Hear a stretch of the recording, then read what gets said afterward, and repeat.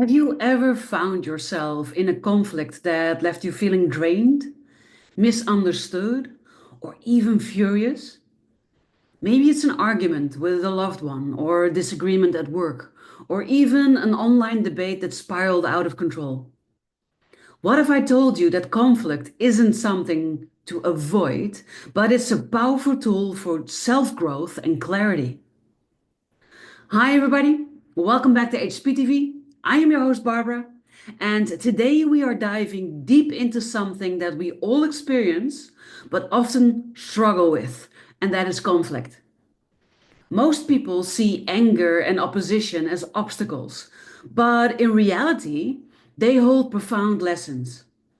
If we learned to shift our perspective, we can turn conflict into a doorway to deeper self awareness, stronger boundaries, and also emotional freedom. So, if you've ever wondered how to handle conflict in a way that brings clarity instead of chaos, then this video is for you.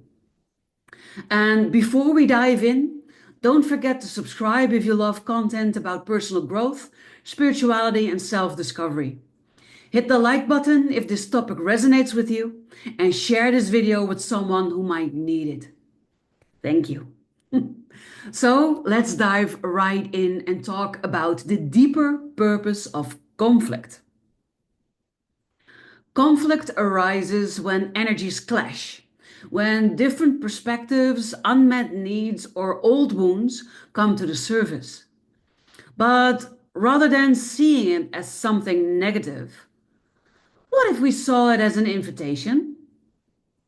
Spiritually, conflict often reveals where we are out of alignment, where we need clearer boundaries, or where unresolved emotions are surfacing. So instead of reacting from pain, we can then pause and ask, what is this trying to teach me? What can I learn from this? What message is hidden in these emotions? What we actually want is to go from reaction and reacting in the moment to something and firing your autopilot programs with your feelings and your thoughts and your results to go into reflection. And the difference between reaction and reflection is the power of the pause. When we face opposition, our instinct is to react either by fighting, by shutting down, or by avoiding it altogether. Another option could be freezing. But the real power lies in pausing. Before responding, take a breath and ask yourself, what emotions are truly beneath this? Am I reacting to the present, to the thing that's actually happening right now? Or am I reacting to something from the past, like an old wound? What lessons are hidden in this moment? What can I learn from this? Because by shifting from reaction to reflection, we transform conflict into a moment of self awareness. Another really important thing to talk about in this regard is the role of boundaries when we're talking about conflict resolution. Not all conflicts require endless discussions. Sometimes they reveal where we need to have stronger boundaries in place. So you could ask yourself, instead of responding immediately, ask yourself, am I sacrificing my peace to keep others happy? Is this conflict showing me where I need to stand firm? Am I allowing behavior that is disrespecting me? Boundaries are not walls. They create healthy relationships and self respect. And by learning to enforce them, this is really key in stepping into spiritual and emotional growth. I've created lots of videos about boundary setting, so if you want to dive into that topic more, then just search my channel for boundaries and you will bound to find the other videos about this topic.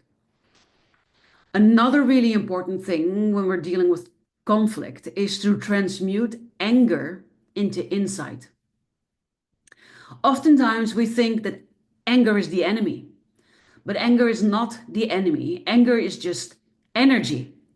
And when we learn to channel it, we gain clarity instead of chaos.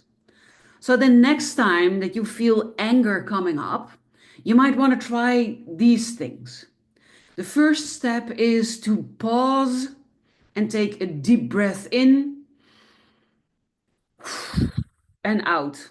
You can do it through the mouth, through the nose, but give your mind a moment to settle by breathing in and then breathing out. And then after you've done this, listen to your anger. What is your anger showing you? Is there a boundary being crossed? Is there a need being suppressed? What does it want you to notice? After that, it's time to redirect the energy. And this could be by moving your body, maybe going for a long walk, or putting on some of your favorite music and dancing in the living room. It could also mean journaling, doing automatic writing, or journaling about the things that you're doing, or using one of the journals that I've created to go deeper into the thing that's happening right now. Or you could also meditate to shift the intensity. And then the last step is to communicate clearly. And this means speaking your truth, but without blame, without emotion, basically. Just say, well, I noticed this and this and this. What are your thoughts around it? Instead of you never do this, or I blah blah blah blah, or you I needed this. These things are in general not productive. So when we speak from what we are feeling, from our emotions or what we are observing, this generally gets the best results. So you could say something like, I feel blank when blank happens and I need blank. So I feel angry when you dismiss my feelings and I need for you to listen to me. Something like that. Because when we stop suppressing or exploding in anger and we start listening to the message that's contained within anger, then anger becomes our teacher. So all of this is about navigating conflict with spiritual maturity. Emotional and spiritual maturity means that you know when to engage, when to step back, and when to let go. So choose curiosity over defensiveness. Instead of arguing, ask, what is this really about? Seek resolution, not validation. It's not always about being right, but it's about learning and evolving. Also know when to disengage, because protecting your peace is just as powerful as standing your ground. Conflict isn't happening to you, it is happening for you. But the real question is, are you ready to learn? So when you want to go from opposition to clarity, next time that conflict arises, take a step back. What if instead of frustration, you saw it as a path to clarity?